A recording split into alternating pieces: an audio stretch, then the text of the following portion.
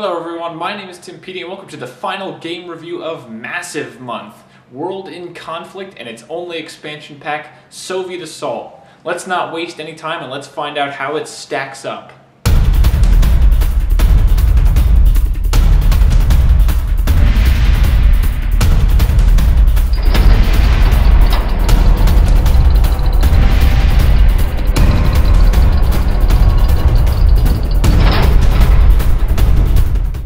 Being Massive's first new IP since Ground Control, they had to come up with a brand new story arc.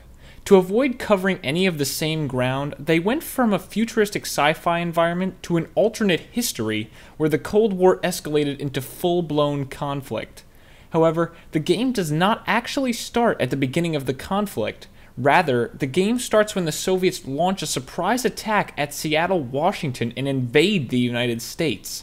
This may not be a new concept today, since so many first-person shooters have had similar events occur, like the Call of Duty series, but this is one of the very few RTSs that actually bring large-scale conflict home.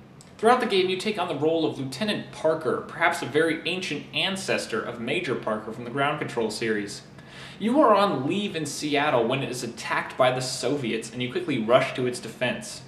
You are quickly joined by Captain Bannon and Colonel Sawyer, two men you clearly have a past with, but that's explored later on as the campaign progresses.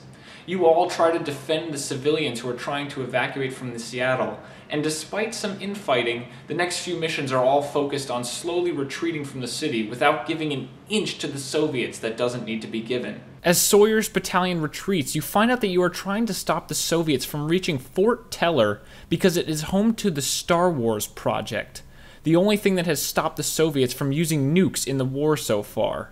The only problem? Sawyer tells you that it's actually all a sham, and if the Soviets reach Teller, there will be a nuclear holocaust. Despite all the attempts to stop the Soviet advance, eventually you are pushed back to the town of Cascade Falls. Even after destroying dozens and dozens of Soviet tanks, eventually Parker, Bannon, and a new commander named Webb are all pushed back to the last bridge between the Soviets and Teller. Then Sawyer tells everyone he actually has the authorization for a nuclear strike to stop the Soviets. However, if everyone retreats at once, they'll smell a trap and retreat as well. Shockingly, Bannon offers to stay behind with his company. Everyone else retreats, and soon after, Cascade Falls is wiped off the map forever by the tactical nuclear strike.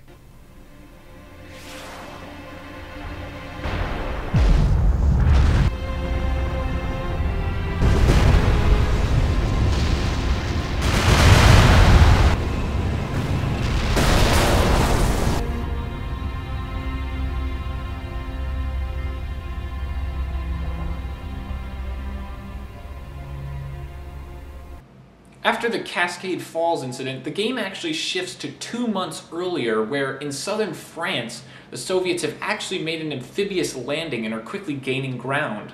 Sawyer, Bannon, and Parker, you, are all sent to France to meet up with NATO forces there and coordinate an attack to push the Soviets out of southern France. You meet up with a man named Commandant Sabatier, and he is reluctant at first, as actually Sawyer wants to give you command of one of the French companies in the NATO forces. Sabatier almost leaves at this, but Sawyer basically threatens to deck him, and then he lets you take command. I'm going to end the summary here because there are a few twists down the line, and I don't want to give away what else happens in the war. One thing that is refreshing to see when compared to the other massive RTSs is character development as well as good characters. There are only a few characters who play an important role, especially when compared to the massive cast of Ground Control 2, and I've already mentioned them all in the summary. However, one does stand out: Captain Bannon. He goes through some excellent character development and really evolves as a character, though it is a bit jarring to see how he ends up dead at Cascade Falls. Then next mission, he's as he was at the start of the French campaign. Still, when you take a step back and look at how he acts over the course of the war, he does really evolve as a character from this reckless weakling to a self-sacrificing, honor-bound commander. Now onto the gameplay, which is an interesting mixture of Ground Control 2 Ground Control 1, and some new ideas. Two things are primarily drawn from Ground Control 1.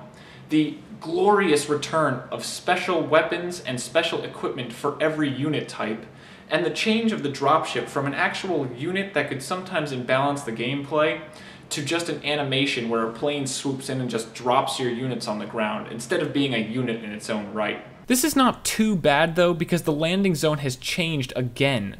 Now instead of capturable landing zones, there are areas of the map where units can be dropped at will, and the exact landing point can be changed at any time.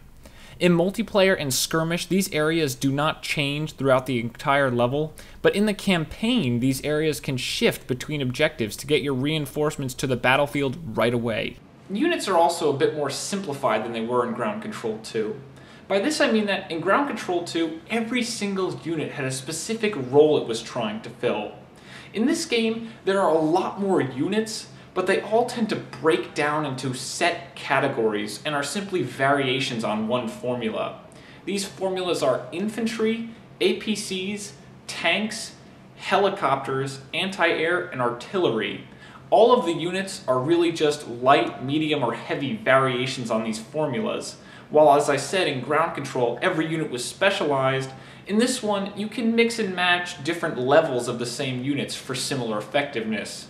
Say, a bunch of medium artilleries might be just as effective as one heavy artillery, and vice versa. The last big gameplay aspect is the tactical aid, which has been massively expanded since Ground Control 2, as well as a tweaking of the action points system.